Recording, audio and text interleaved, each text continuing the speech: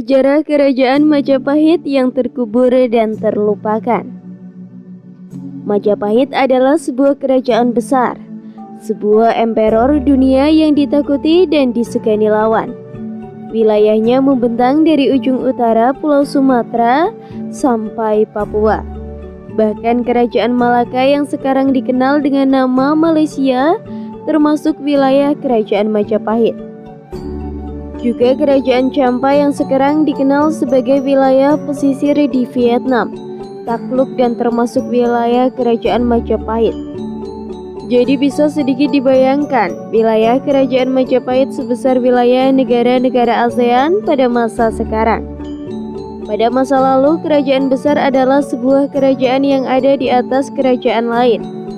Mereka diajak bergabung menjadi satu kekuatan, di mana kerajaan paling kuat yang ada di atasnya, kerajaan itu melindungi ratusan kerajaan-kerajaan kecil yang ada di bawahnya.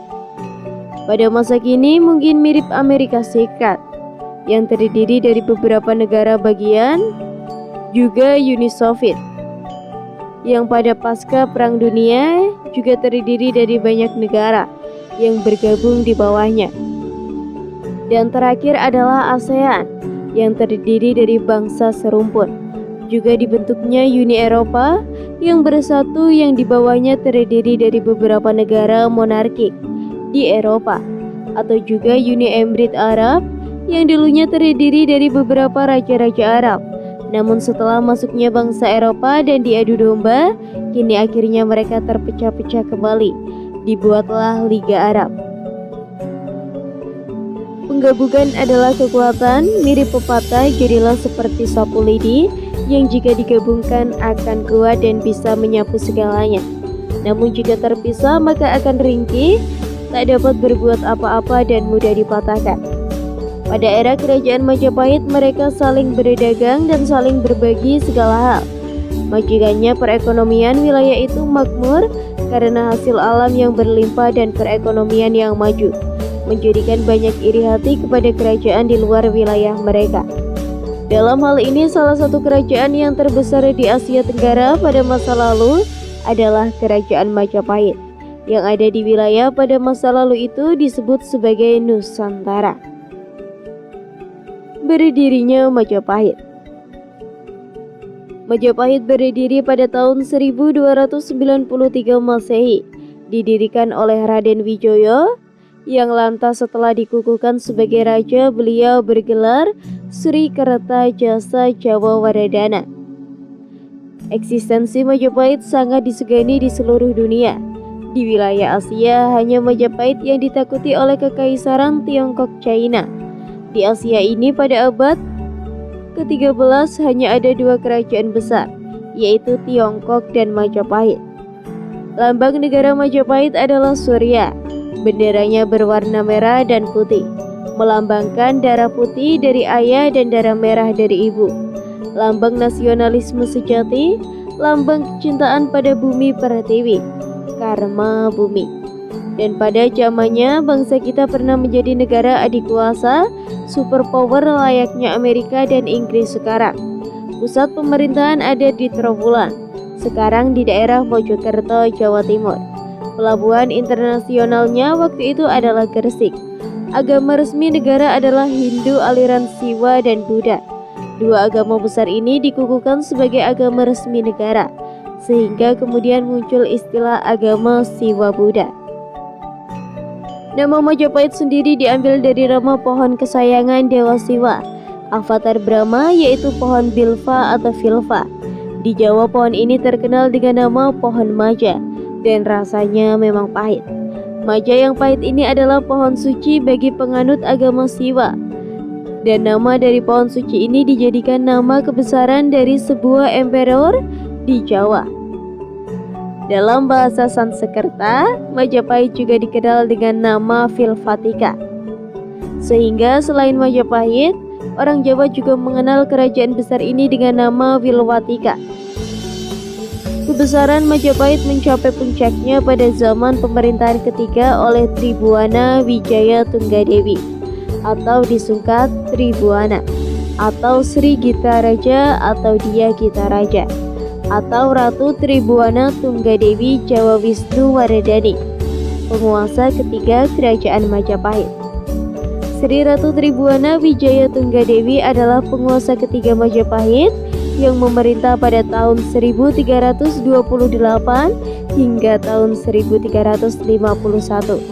Kanjeng Sri Ratu Tribuana merupakan putri dari Raden Wijaya dan Gayatri dari Prastasti Singasari pada tahun 1351. Diketahui gelar Abhyaseksa ialah Sri Ratu Tribuana Tunggadewi Maharaja Jawa Wisnuwardhana.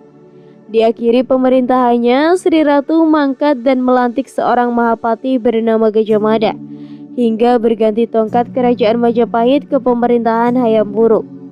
Sri Ratu memiliki adik kandung bernama Diawiya dan kakak tiri bernama Jaya Negara. Pada masa pemerintahan Jaya Negara pada tahun 1309 sampai 1328, ia diangkat sebagai penguasa bawahan di Jiwana bergelar Bre Kahuripan. Majapahit akhirnya mencapai zaman keemasan pada masa pemerintahan Prabu Hayam Wuruk, penguasa keempat Majapahit, pada tahun 1350 sampai 1389 Masehi, dengan Mahapati Gajah Mada yang kesohor di pelosok Nusantara itu. Pada masa itu pun kemakmuran benar-benar dirasakan seluruh rakyat Nusantara. Benar-benar zaman yang gila gemilang. Stabilitas Majapahit sempat koyak akibat perang saudara selama 5 tahun yang terkenal dengan nama Perang Paregreg pada tahun 1401 sampai 1406 Masehi.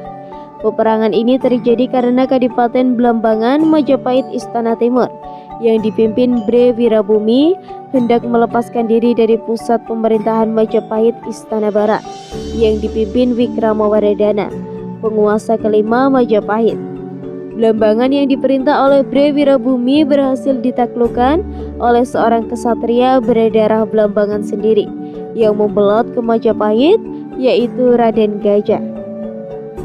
Kisah di atas ini terkenal di dalam masyarakat Jawa dalam cerita rakyat pemberontakan Adipati Blambangan Kebo Marcuet. Kebo artinya bangsawan, Marcuet asalnya kecewa. Kebo Marcuet berhasil ditaklukkan oleh Jako Umbaran. Dan Jaka Umbaran setelah berhasil menaklukkan Adipati Kebo Marcuet dikukuhkan sebagai Adipati Blambangan dengan nama Minak Jingga. Adipati Kebo Marcuet inilah Bre Wirabumi, dan Minak Jingga tak lain adalah Raden Gajah, keponakan Bre Wirabumi sendiri. Namun sepeninggalan Prabu Wikramawardhana, ketika tahta Majapahit dilimpahkan kepada Dia Ayu Kencana Wungu atau Ratu Suhita, ratu atau penguasa ke-6 Majapahit. Malahan Raden Gajah yang kini hendak melepaskan diri dari pusat pemerintahan karena merasa diingkari janjinya. Dan tampillah Raden Permasyuara yang berhasil memadamkan pemberontakan Raden Gajah. Pada akhirnya Raden Permasyuara diangkat sebagai suami oleh Ratu Suhita. Dalam cerita rakyat inilah kisah Damar Wulan. Ratu Suhita tak lain adalah Kencana Wungu, dan Raden Permasyuara adalah Damar Wulan.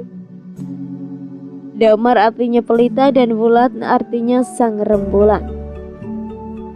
Majapahit dan Kesultanan Champa. Kondisi Majapahit sebagian lagi agak stabil hingga pada tahun 1453 Masehi. Tahta Majapahit dipegang oleh Raden Kertabumi yang lantas terkenal dengan gelar Prabu Brawijaya atau Brawijaya. Nama gelar Brawijaya dipakai dari Brawijaya pertama sampai dengan Brawijaya ke-6. Pada zaman pemerintahan beliaulah Islamisasi mulai merambah wilayah kekuasaan Majapahit, dimulai dari Malaka dan kemudian mulai masuk menuju ke pusat kerajaan ke Pulau Jawa. Kisahnya adalah sebagai berikut. Di wilayah Kapuja Timur dulu terdapat kerajaan kecil yang termasuk dalam wilayah kekuasaan Majapahit. Namanya Kerajaan Champa atau Champa Desa. Sekarang menjadi perkampungan Champa di Vietnam. Kerajaan ini berubah menjadi kerajaan Islam semenjak Raja Champa memeluk agama baru itu. Keputusan ini diambil setelah seorang ulama Islam yang datang dan berkhutbah dari Samarkand Bukhara, sekarang di daerah Rusia Selatan. Ulama ini berasal dari Syekh Ibrahim Al-Samaks. Selain berpindah agama, Raja Champa bahkan mengambil Syekh Ibrahim Al-Samaks sebagai menantu. Raja Champa memiliki 2 orang putri, yang sulung bernama Dewi Chandrawulan dan yang bungsu bernama Dewi Antarwati. Syekh Ibrahim Al-Samrakut dinikahkan dengan Dewi Chandrawati. Dari hasil pernikahan ini lahirlah 2 orang putra, yang sulung bernama Syahid Ali Murdalo dan yang bungsu bernama Syahid Ali Rahmat. Karena berkebangsaan Champa, Indonesia Cina, Sayyid Al-Rahmat dikenal dengan nama Bong Swiho. Nama Champa dari Syahid Al-Murdalo, Raja Champa, Dewi Chandrawulan, dan Dewi Antarwati, saya belum mengetahuinya. Kerajaan Champa masih di bawah kekuasaan Kerajaan Besar Majapahit yang berpusat di Jawa. Pada waktu itu Majapahit diperintahkan oleh Bre Kertabumi atau Prabu Brawijaya kelima, Raja ke-11 Majapahit.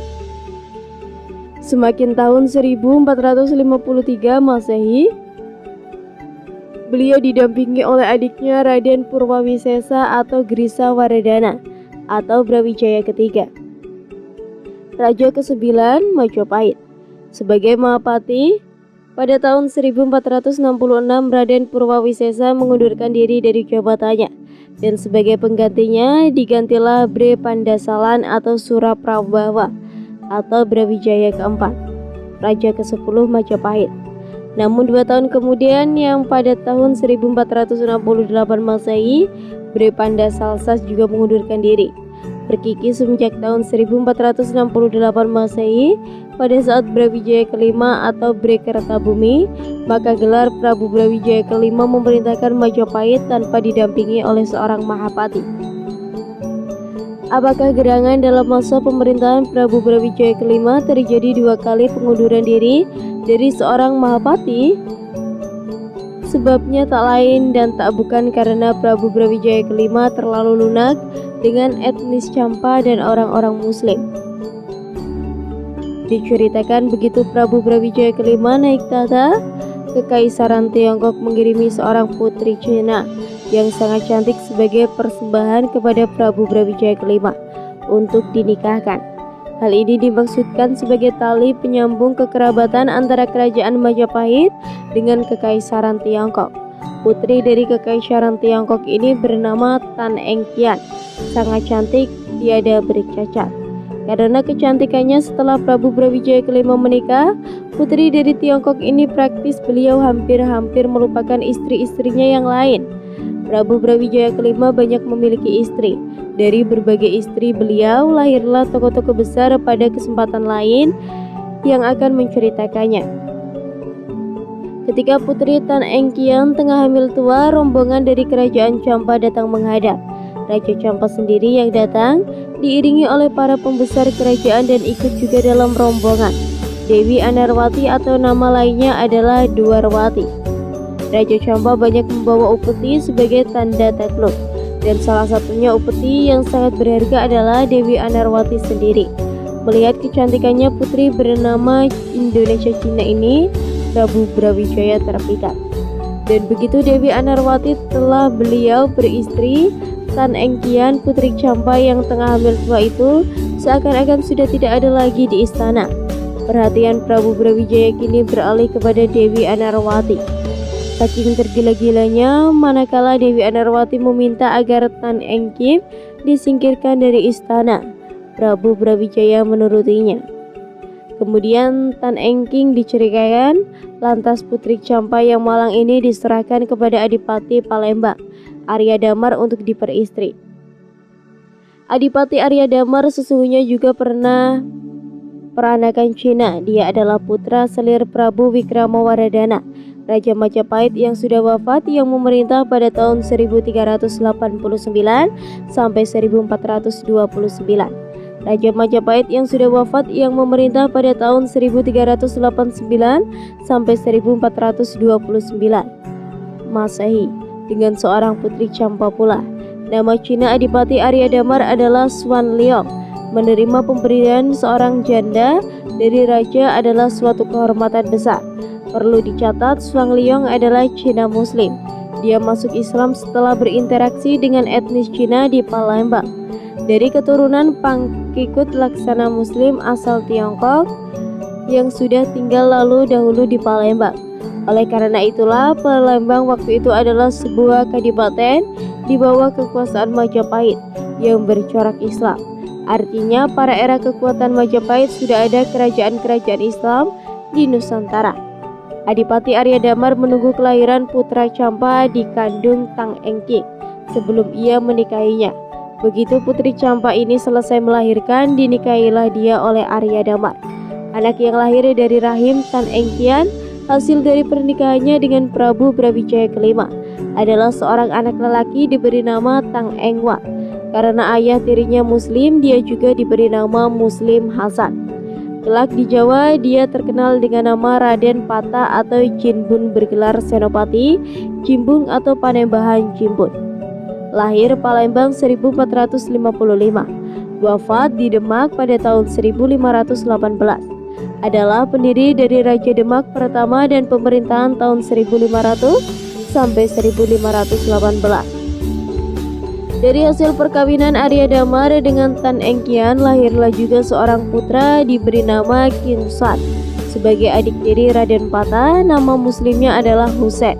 Kelak di Jawa, dia terkenal dengan nama Adipati Pecatanda atau Adipati Tarum yang terkenal itu. Masuknya Islam ke Majapahit. Kembali ke Jawa, Dewi Andarwati yang muslim itu telah berhasil merebut hati Prabu Brawijaya kelima. Dia lantas menggulirkan rencana selanjutnya setelah berhasil menyingkirkan pesaingannya Tan Engkai.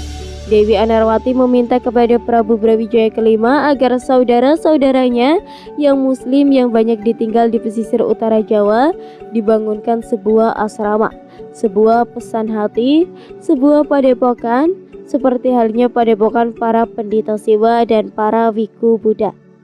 Mendengar pemerintahan istrinya tercinta ini, Prabu Brawijaya kelima tidak bisa menolak. Namun yang masih menjadi masalah, siapakah yang akan mengisi jabatan sebagai seorang guru layaknya padepokan Siwa atau Mafika layaknya padepokan Buddha? Ucuk dicinta ulang pun tiba. Dewi Andarwati segera mengusulkan agar diperkenalkan memanggil kakak iparnya di kerajaan Campa, Syekh Ibrahim, yang kini ada di Campa untuk tinggal sebagai guru di asrama Islam di Pulau Jawa yang hendak dibangun, dan lagi-lagi Prabu Brawijaya kelima menyetujuinya. Para pembesar Majapahit, para pendeta Siwa dan para Wiku Buddha sudah melihat gelat yang tidak baik. Mereka dengan halus memperingatkan Prabu Brawijaya agar selalu berhati-hati dalam mengambil sebuah keputusan penting. Tak kurang-kurang Subda Palon Nyonya Gegok, seorang punokawan terdekat Prabu Brawijaya kelima, juga sudah memperingatkan agar momong mereka ini berhati-hati tidak gegabah. Namun Brawijaya kelima bagaikan orang mabuk. Tak satupun nasihat orang-orang terdekatnya beliau dengarkan. Perekonomian Majapahit sudah hampir didominasi oleh etnis Cina semenjak putri Tang Engkian diperistri oleh Prabu Brawijaya kelima. Dan memang itulah misi dari Kekaisaran Tiongkok. Ini dengan masuknya Dewi Andarwati, orang-orang muslim pun mendapat kesempatan besar. Apalagi pada waktu itu banyak juga orang Cina yang muslim. Semua masukan bagi Prabu Brawijaya kelima tersebut tidak satu pun diperhatikan secara sungguh-sungguh. Prabu pejabat daerah mengirimkan surat khusus kepada sang Prabu yang isinya mengeluarkan tingkah laku para pendeta baru ini. Namun tetap saja ditanggapi acuh tak acuh. Hingga pada suatu ketika manakala ada acara rutin rahunan di mana para pejabat daerah harus menghadap ke ibu kota Majapahit sebagai tanda kesetiaan, pujangga Anam Ketut Surya Wulan yang kemudian dikenal dengan Ki Ageng Kutu, Adipati daerah Wangker, daerah Ponorogo sekarang, mempersembahkan tarian khusus. Tarian ini dinamakan dengan penggunaan piranti tari bernama Dahdak Merak, yaitu sebuah piranti tari yang berupa duplikat kepada harimau dengan banyak hiasan bulu-bulu yang burung meraknya di atasnya. Dadak merak ini dinamakan oleh satu orang pemain dan diiringi oleh para prajurit yang bertingkah pola seperti banci. Sekarang dimainkan oleh wanita tulen, ditambah satu tokoh yang bernama Pujangganom dan satu orang jatahila. Sang Bujang Anom tampak menari-nari acuh tak acuh, sedangkan Jatahila melompat-lompat seperti orang gila. Sang Prabu takjub melihat tarian baru ini, manakala beliau menanyakan makna dari sungguhan tarian tersebut. Ki Ageng Kutu Adipati dari Wangker yang terkenal berani itu tanpa sungkan-sungkan lagi menjelaskan bahwa badak merak adalah simbol dari kerajaan Majapahit sendiri. Kepala harimau adalah simbol dari Sang Prabu. Bulu-bulu mereka yang indah adalah simbol permaisuri. Sang Prabu yang terkenal sangat cantik yaitu Dewi Antarwati. Pasukan Banci adalah pasukan Majapahit. Bujang Nom adalah simbol dari Majapahit Teras, dan Jatahilan adalah simbol dari pejabat daerah. Arti sesungguhnya adalah kerajaan Majapahit kini diperintah oleh seekor harimau yang dikangkengi oleh burung merak yang indah. Harimau itu tidak berdaya di bawah selangkangan dari sang burung merak. Para prajurit Majapahit sekarang berubah menjadi penakut, melempem dan Banci sangat memalukan. Para pejabat terus acuh tak acuh dan berjabat daerah dibuat kebingungan menghadapi invasi halus, imperialisasi halus yang kini tengah terjadi. Dan terang-terangan Ki Ageng Kutu memperingatkan agar Prabu Brawijaya berhati-hati dengan orang-orang Islam. Kesenian sindiran ini pada kemudian hari bahkan hingga kini dikenal dengan Rama Reog Ponorogo. Mendengar kelancangan Ki Ageng Kutu, Prabu Brawijaya kelima murka, dan Ki Ageng Kutu bersama para pengikutnya segera meninggalkan Majapahit. Sesampainya di Wangker, beliau memaklumatkan perang Majapahit. Prabu Brawijaya kelima mengutus putra selirnya Raden Batara Katong. Kelak adalah pendiri Kabupaten Ponorogo dan juga merupakan Adipati pertama Ponorogo. Untuk memimpin pasukan Majapahit menggembar Kadipaten Wangker, Prabu Brawijaya kelima menjanjikan daerah peradikan adalah daerah otonom. Beliau menjanjikan kepada Dewi Anarwati dan Dewi Anarwati meminta kembali daerah Ampel Dana dijadikan daerah otonom bagi orang-orang Islam, dan di sana rencananya agar dibangun sebuah asmara besar, pusat pendidikan bagi kaum muslim. Begitu Prabu Brawijaya menyetujui hal ini, maka Dewi Anarwati atas nama negara mengirim utusan ke Campa meminta kesediaan Syekh Ibrahim Asam Merakat untuk tinggal di Majapahit dan menjadi guru dari padepokan yang hendak dibangun. Dan permintaan kesediaan agar Syekh Ibrahim untuk tinggal di Majapahit dan menjadi guru dari padepokan ini adalah sebuah kabar keberhasilan luar biasa bagi Raja Campa. Misi pengislaman Majapahit sudah diambang mata. Maka berangkatlah Syekh Ibrahim ke Jawa, diiringi oleh kedua putranya Syahid Al-Murtadlo dan Syahid Al-Rahmat. Sesampainya di Gresik, pelabuhan internasional pada waktu itu, mereka disambut oleh masyarakat muslim pesisir yang sudah ada di sana sejak zaman Prabu Hayam Wuruk berkuasa. Masyarakat muslim ini mulai mendiami pesisir utara Jawa semenjak kedatangan Syekh Maulana Malik Ibrahim, yang pada waktu itu memohon menghadap ke hadapan Prabu Hayam Wuruk hanya untuk sekedar meminta beliau agar pasrah memeluk Islam. Tentu saja permintaan ini ditolak oleh sang Prabu Hayam Wuruk pada waktu itu karena dianggap lancang. Namun beliau sama sekali tidak menjatuhkan hukuman. Beliau dengan hormat mempersilahkan rombongan Syekh Maulana Malik Ibrahim agar kembali pulang. Namun sayang, di Gresik banyak para pengikut Syekh Maulana Malik Ibrahim terkena wabah penyakit yang datang secara tiba-tiba, banyak yang meninggal. Dan Syekh Maulana Malik Ibrahim akhirnya wafat juga di Gresik, dan lantas dikenal oleh orang-orang Jawa Muslim dengan nama Sunan Gresik. Wafat pada tahun 1419 Masehi atau 882 Hijriah. Sunan Gresik diketahui berasal dari Khasana, Persia. Perlu diketahui bahwa Syekh Maulana Malik Ibrahim atau Sunan Gresik telah datang jauh-jauh dari sebelum ada yang dinamakan Dewan Wali Songo. Songo sama dengan perkumpulan orang-orang suci. Songo diambil dari bahasa Sanskerta. Bandingkan dengan doktrin Buddhis mengenai Buddha, Dharma, dan Sangha. Kata-kata Wali Songo lama-lama berubah menjadi Wali Songo, yang artinya Wali 9.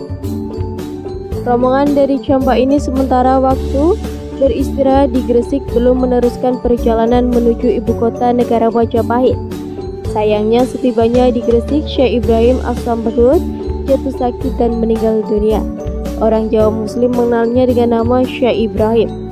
Makamnya masih ada di Gresik sekarang. Kabar meninggalnya Syekh Ibrahim sampai juga di istana. Dewi Anarwati bersedih, lantas kedua putranya Syekh Ibrahim dipanggil menghadap. Atas usul Dewi Anarwati, Syahid Ali Rahmat diangkat sebagai pengganti ayahandanya sebagai guru dari sebuah padepokan Islam yang hendak didirikan. Bahkan Syahid Al-Rahmat dan Syahid Al-Murtadha mendapat gelar kebangsawan Majapahit, yaitu Rahdayan atau Raden. Jadilah mereka dikenal dengan nama Raden Rahmat dan Raden Murtala. Namun lama-kelamaan Raden Murtala dikenal dengan nama Raden Santri. Makanya juga ada di Gresik sekarang. Raden Rahmat disokong pendarahan dari Majapahit, membangun pusat pendirian Islam pertama di Jawa. Para muslim pesisir datang membantu tak berapa lama.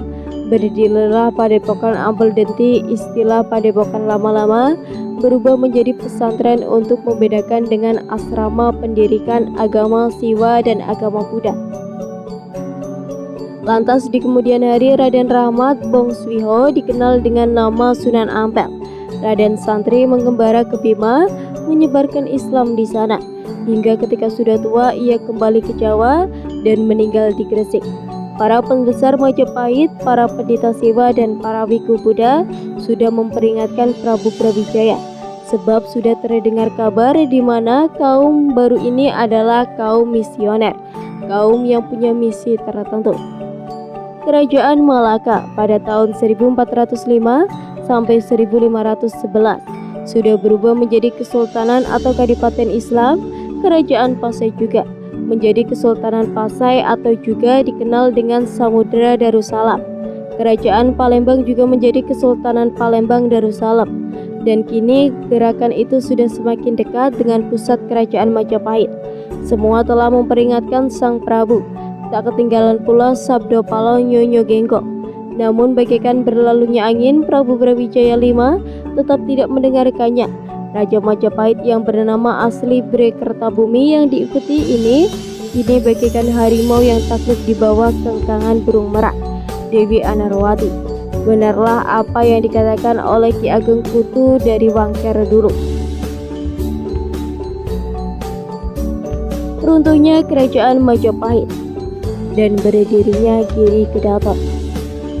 Suatu waktu lalu, wilayah Blambangan sekitar tahun 1450 Masehi terkenal wabah penyakit. Hal ini dikarenakan ketidaksadaran masyarakat yang kurang mampu menjaga kebersihan lingkungan. Blambangan diperintah oleh Adipati Menak Sembayu, didampingi oleh Bajul Sangru. Wabah penyakit ini masuk juga ke istana Kadipaten. Putri sang Adipati Dewi Sekaradahu jatuh sakit. Di tengah wabah yang melanda, datanglah seorang ulama dari Samudra Pasai, Aceh sekarang, yang masih berkerabat dengan Syekh Ibrahim, bernama Syekh Maulana Ishaq. Dia ahli pengobatan. Mendengar sang adipati mengadakan sayembara, dia serta-merta mengikutinya dan berkata keahlian pengobatan yang didapat dari Campak. Sang putri berangsur-angsur sembuh. Adipati Menak Sembayu menepati janji sesuai isi sayembara. Barang siapa yang mampu menyembuhkan sang putri, ia kelak akan dinikahkan jika perempuan akan diangkat sebagai saudara.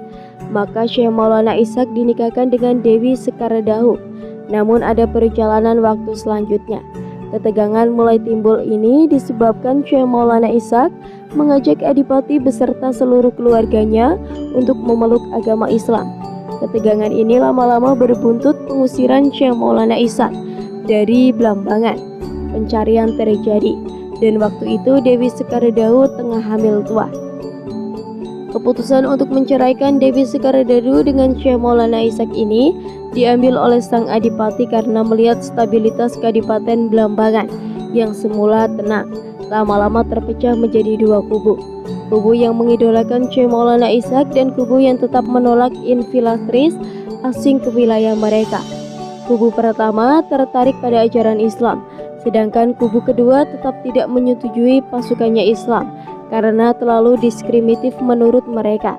Antara kerabat jadi terpecah belah, saling curiga dan tegang. Ini yang tidak mereka sukai. Sepeninggalan Syekh Maulana Ishaq ternyata masih belum usai. Kubu yang pro ulama dari Pasai ini kini menanti kelahiran putra sang Syekh yang tengah dikandung Dewi Sekaradadu. Sosok Syekh Maulana Ishaq ini menjadi lateng bagi stabilitas Belambangan. Mendapati situasi ketegangan belum juga bisa direndahkan, maka mau tak mau Adipati Belambangan Menak Sembayu dengan sangat terpaksa memberikan anak Syekh Maulana Ishaq, cucunya sendiri, kepada saudagar muslim dari Gresik. Anak itu terlahir laki-laki. Dalam cerita rakyat dari sumber Islam, konon dikisahkan anak itu dilarung ke tengah laut dengan menggunakan peti, dan di saat yang sama ada saudagar muslim Gresik yang tengah berlayar. Kapal dagangnya tiba-tiba tidak bisa bergerak karena menabrak peti itu, dan peti itu akhirnya dibawa naik ke geladak oleh anak buah sang saudagar. Isinya ternyata seorang bayi. Sesungguhnya itu hanya cerita kiasan yang terjadi. Saudagar muslim Gresik yang tengah berlayar di Belambangan diperintahkan untuk menghadap ke Kadipaten Belambangan menjelang mereka hendak balik ke Gresik. Inilah maksudnya kapal tidak bisa bergerak. Para saudagang bertanya-tanya, ada kesalahan apa yang mereka buat sehingga mereka disuruh menghadap ke Kadipaten? Ternyata di Kadipaten Adipati Menak Sembayu dengan diam-diam telah mengatur pertemuan itu. Sang Adipati memberikan seorang anak bayi, cucunya sendiri, yang lahir dari ayah seorang muslim. Anak itu dititipkan kepada majikan dari para saudagar-saudagar kaya di Gresik yang bernama Nyi Ageng Pinanti, yang seorang muslim. Adipati Menak Sembayu tahu telah menitipkan cucunya kepada siapa. Beliau yakin cucunya akan aman bersama Nyi Ageng Pinanti. Hanya dengan jalannya inilah Belambangan dapat kembali tenang. Putra Syekh Maulana Ishaq ini lahir pada tahun 1452 Masehi. Sekembalinya dari Belambangan, para saudagar ini menghadap kepada majikan mereka, Nyi Ageng Pinanti, sembari memberikan olah-olah yang sangat berharga, yaitu seorang anak bayi keturunan bangsawan Belambangan. Bahkan dia adalah putra Syekh Maulana Ishaq, sosok yang disegani oleh orang-orang muslim. Nyi Ageng Pinanti tidak berani menolak sebuah anugerah itu. Diambillah bayi itu, dianggap anak sendiri. Karena bayi itu hadir seiring kapal selesai berlayar dari samudra, maka bayi itu dinamakan Joko Samudra. Oleh Nyi Ageng Pinanti, Joko Samudra dibawa menghadap ke Ampel Denta menjelang usia 7 tahun. Dia tinggal di sana belajar agama Islam dari Sunan Ampel. Sunan Ampel yang tahu siapa Joko Samudra yang sebenarnya dari Nyi Ageng Pinanti, maka sosok anak ini sangat dia perhatikan dan diistimewakan. Sunan Ampel menganggapnya anak sendiri. Sunan Ampel dari hasil perkawinan dengan Nyi Ageng Manila, yaitu kakak kandung Adipati Tuban Arya Teja, memiliki 8 putra dan putri. Yang penting untuk diketahui adalah pertama putri Raden Maulana Magdum Ibrahim, yang kedua Abdul Hashim, yang ketiga Maulana Ahmad, yang keempat seorang putri bernama Siti Muratasia, yang kelima seorang putri bernama Siti Aisyika. Kekuatan Islam dibangun melalui tali pernikahan. Joko Samudra diberi nama lain oleh Sunan Ampel, yaitu Raden Paku. Kelak dia kenal dengan nama Sunan Giri Kedaton. Dia adalah santri senior. Sunan Ampel bahkan telah mencalonkan menggedarkan dia sebagai penggantinya kelak bila sudah meninggal. Sunan Giri sangat radikal dalam pemahaman keagamaannya. Setama berguru dari Ampel Denta, dia pulang ke Gresik. Di Gresik dia menyatukan komunitas muslim di sana. Dia mendirikan pesantren terkenal dengan nama Pesantren Giri.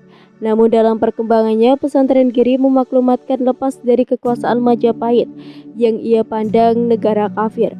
Pesantren Giri berubah menjadi pusat pemerintahan, maka dikenal dengan nama Giri Kedaton, Kerajaan Giri.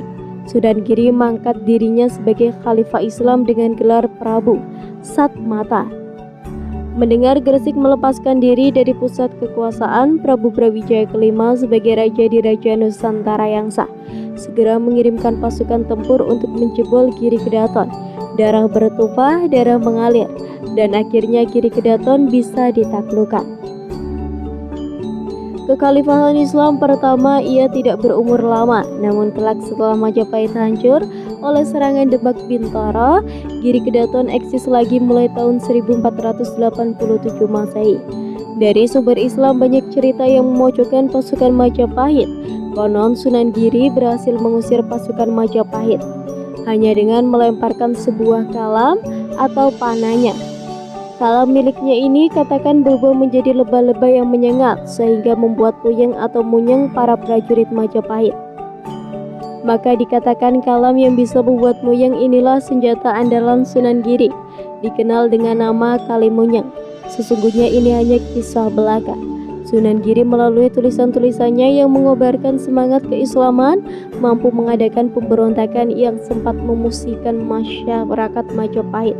Namun karena Sunan Ampel meminta pengampunan kepada Prabu Brawijaya kelima, Sunan Giri tidak mendapat hukuman, tapi gerak-geriknya selalu diawasi oleh pasukan Telik Sandibaya Majapahit. Ini kelemahan Prabu Brawijaya terlalu meremehkan para api kecil yang sebenarnya bisa membahayakan. Sabda Palon dan Nyonya Genggong sudah mengingatkan agar seorang yang bersalah harus mendapat sanksi hukuman.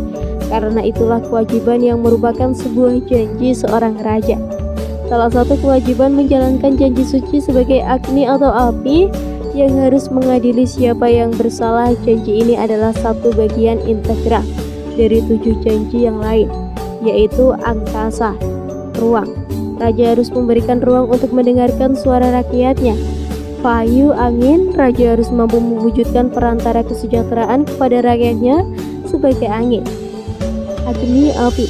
Raja harus memberikan hukuman yang seadil-adilnya kepada yang bersalah tanpa pandang bulu bagi api yang membakar. Tirta, air. Raja harus mampu menumbuhkan kesejahteraan perekonomian bagi rakyatnya bagaikan air yang mampu menumbuhkan biji-bijian. Prativi, tanah. Raja harus mampu memberikan tempat yang aman bagi rakyatnya, menampung semuanya tanpa ada diskriminasi bagaikan tanah yang mau menampung semua manusia. Surya, matahari. Raja harus mampu memberikan jaminan keamanan kepada seluruh rakyat tanpa pandang bulu seperti matahari yang memberikan kehidupan kepada masyarakat. Chandra, bulan. Raja harus mampu mengangkat rakyatnya dari keterbelakangan, dari kebodohan, dari kelaparan, bagaikan sang rembulan yang menyinari kegelapan di malam hari. Dan yang terakhir adalah Kartika, bintang. Raja harus mampu memberikan aturan-aturan hukuman yang jelas, kepastian hukuman bagi masyarakat demi kesejahteraan, kemiskinan, keadilan bagaikan bintang gemintang yang mampu menunjukkan arah mata angin dengan pasti di kala malam menjelang. Inilah 8 janji raja yang disebut Atavata. Dan menurut Sabda Palon dan Nyonya Genggong, Prabu Brawijaya telah lalai menjalankan janji sucinya sebagai agni. Mendapati kondisi pemanah seperti itu, Sunan Ampel mengeluarkan sebuah fatwa. Haram hukumnya menyerang Majapahit karena bagaimanapun juga Prabu Brawijaya kelima adalah imam yang wajib dipatuhi. Setelah keluar fatwa dari pemimpin Islam se-Jawa, konflik mulai berada. Islam terpecah menjadi 2 kubu. Kubu pertama dipelopori oleh Sunan Giri yang mencita-citakan berdirinya kekhalifahan Islam di Jawa. Kubu kedua dipelopori oleh Sunan Kalijaga, putra Adipati Tuban Arya Teja, keponakan Sunan Ampel yang tidak menginginkan berdirinya kekhalifahan itu. Bibit perpecahan di dalam orang-orang Islam berdiri mulai muncul. Hal ini hanya bagaikan api dalam skema ketika Sunan Ampel masih hidup. Kelak ketika Majapahit berhasil dijebol oleh para pemiliter Islam dan ketika Sunan Ampel sudah wafat, kedua kubu ini terlibat pertikaian frontal yang berdarah-darah.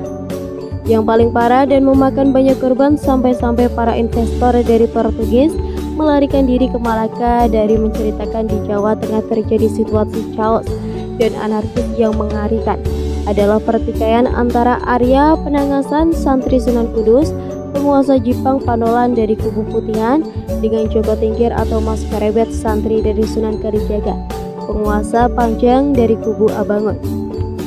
Cukup sekian cerita yang dapat saya sampaikan, semoga bermanfaat bagi kalian semua.